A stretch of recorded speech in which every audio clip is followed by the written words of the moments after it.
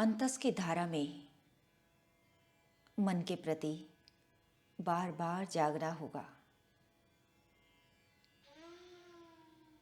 मन को सही काम से भरना, फिर मन में कचरे के लिए जगह बचेगी ही नहीं। व्यर्थ के कचरे को ढोते रहना इंसानियत नहीं है। जो जो हमने फीड किया है, बाहर से बोरो किया है, वही उठ उठ कर सामने आता है बार बार।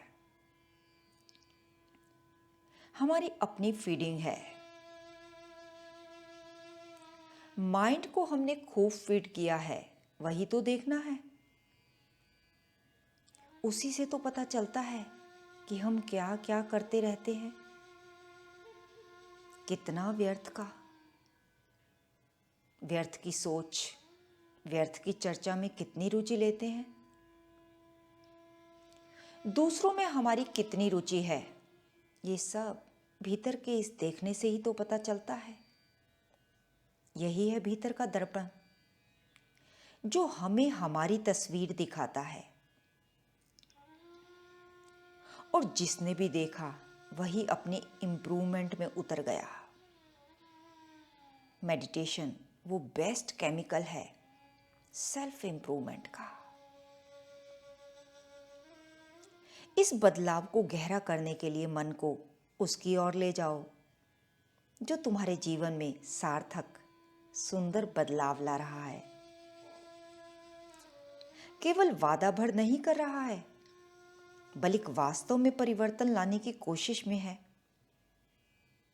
फिर देखिए तुम्हारा हर बिगड़ा काम कैसे संवरता है, चाहे वो शरीर का है या मन का। थोड़ा सा मन से हटते ही तुम बहुत स्वस्थ होने लगते हो, स्ट्रेस फ्री, एंजाइटी फ्री होते हो। ध्यान रहे, इस अंतस की धारा में तुम यहां मुझसे मिलने थोड़ी ना आते हो। तुम यहां आते हो अपने आप से मिलने। जब तक तुम मेरी आवाज में अपनी आवाज को नहीं सुन पाते, जब तक तुम मेरी बात में अपने दिल की बात नहीं पाते, तब तक तुम्हें यहां आना ही होगा, बार बार आना होगा। लेकिन हम बहुत होशियार होते जा रहे हैं। देखा है कभी बच्चे को? छोटा होता है, पैदा होता है, उसके लिए दुनिया बहुत सरल होती है। उसने अभी बहुत कुछ सोख नहीं लिया होता है। लेकिन जैसे जैसे तुम्हारी उम्र बढ़ रही है, तुम दुनिया से उसकी सारी चालाकियां सोखे जा रहे हो। और जो जितनी ज्यादा चालाकियां सोख लेगा, वो उतना ही ज्यादा कष्ट में, दुविधा में बटा बटा रहेगा, बटा बटा जिएगा। जानते हो कैसी चालाकी? कि हम भविष्य के बारे में बहुत सोचते हैं। हम कहते हैं कि भविष्य में कोई प्रॉब्लम आए उससे पहले मैं तैयार रहूंगा। बात बात में तुम प्लानिंग करते हो। तुम कहते हो पहले जीवन सरलता, साधारणता। अरे जीवन नहीं बदल रहा है, जीवन वही है। ये मत कहो कि जीवन सरलता, अब ये कहो कि हम उलझते जा रहे हैं। जीवन तो सदा से ही वैसा ही रहा है जैसा था, बस हम उलझ गए बेकार की आदतों में। दिन रात केवल द्वंद्व, ड्युअलिटीज। क्योंकि हम बहुत होशियार होते जा रहे हैं। होशियारी के नाम पर हमने दुनिया भर का कपट सीख लिया है। बच्चे को देखो, वो सीधी बात को सीधा जानता है। किसी बच्चे को सवाल पूछता हुआ देखो, उसकी आंखों की मासूमियत को देखो, एक चमक होती है उसकी बातों में, और जरा जरा सी बात उसको पता नहीं कहां पहुंचा देती है। लेकिन हम ऐसे बचे कहां हैं? हम ज्ञानी हो गए हैं, हमें बहुत कुछ पता लग गया है। तुम बच्चों को बहुत कम पाओगे कि वो कल की पीड़ा को आज तक लाएं। बच्चा दौड़ता है, गिरता है, चोट लगती है, जोर से रोता है, फिर चुप हो जाता है। पीड़ा उस क्षण की थी, उसको हमने पूरा पूरा भुगत लिया और फिर आगे को चल दिए। अतीत नहीं बचा है। तुम अब अतीत को लेकर के बैठने लग गए हो और भविष्य भी अतीत की परछाई ही है। भविष्य में बहुत कुछ इकट्ठा कर लूंगा। ये प्रॉब्लम बच्चे के पास है ही नहीं। निरर्थक उलझने उसके पास नहीं है। तुम्हारे पास 1001 उलझने हैं और तुम कहते हो कि मैं बहुत होशियार हूं, मैं प्लानिंग कर रहा हूं। अगर ये प्लानिंग ना हुई तो पता नहीं क्या हो जाएगा। अब एक बार पूरी दुनिया की ओर देखना। आदमी के अलावा कुछ नहीं है जो तुम्हें दुखी दिखाई देगा।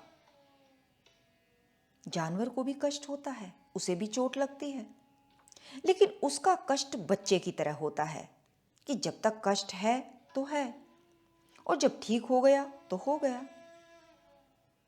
अस्तित्व में कुछ भी ऐसा नहीं है जो दुखी है।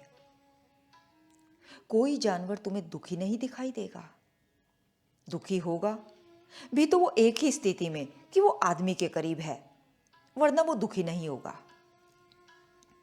घास, फूल, पौधे, पत्ते, पत्थर, बादल, तुम्हें कुछ भी दुखी नहीं दिखाई देगा। आदमियों में भी बच्चे तुम्हें दुखी नहीं दिखाई देंगे। सिर्फ एक श्रेणी है व्यक्तियों की जो दुखी होता है, वो है एडल्ट। जैसे जैसे हम युवा होते हैं, एडल्ट मैन ही अकेला होता है जो दिमाग बहुत चलाता है, जिसका भेजा हर समय कुछ ना कुछ पका रहा होता है। अब इन दोनों बातों को, संबंधों को देखो आपस में। ये जो तुम्हारे खोपड़े में निरंतर चलते रहना है, यही है उलझाव तुम्हारा, यही है बोझ, यही है तुम्हारा दुख। इसको शांत रहने दो। क्यों इतना चालू होना है? लेकिन तुमने चालू होने को बहुत कीमत दी है। तुम्हारे पास इसकी वजह भी है। तुमने देखा है आसपास के समाज में जो लोग चालाक किस्म के हैं, वही जीतते हुए भी नजर आते हैं, वही दौड़ में आगे भी नजर आते हैं। और तुम्हें लगा कि जब चालाकी से ही सब कुछ मिलता है तो मैं भी चालाक हो जाऊं।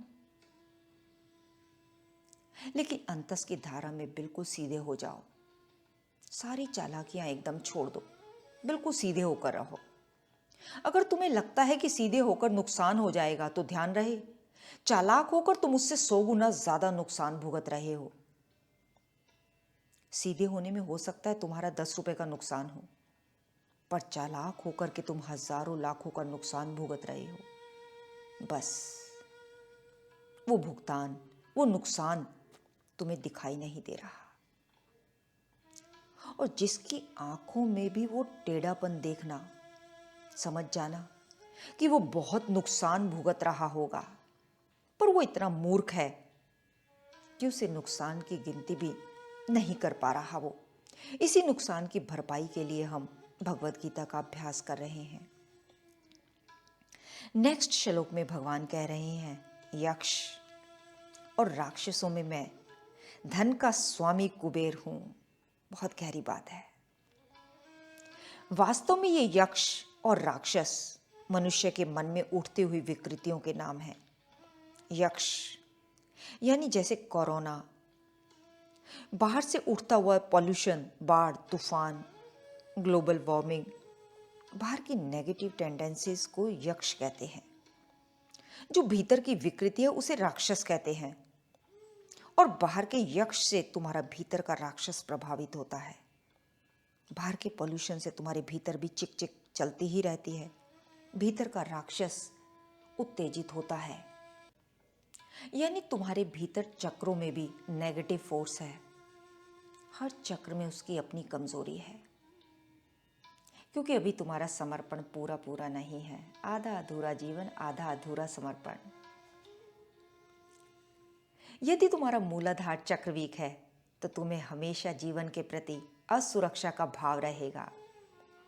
यही भाव भीतर डर को पैदा करता है, जो तुम्हारे डाइजेशन पर प्रभाव डालता है, जिससे हम जल्दी जल्दी बीमार पड़ जाते हैं।